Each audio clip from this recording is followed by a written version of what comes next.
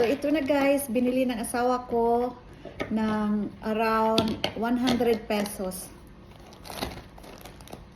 Grabe sa Bohol, nasa bahay lang namin ito, tinatapon na lang sa sobrang dami. Pero dito sa Jakarta, kailangan bilhin.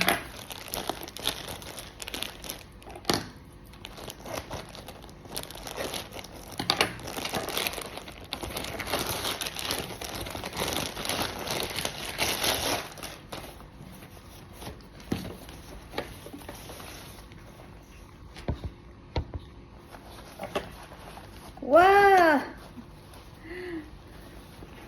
Hindi naman ito masyadong fresh. Ito guys, itong malunggay na ito worth 100 pesos. Grabe ang mahal dito sa Jakarta guys. Hindi ko makikita sa mga supermarket dito. Malunggay.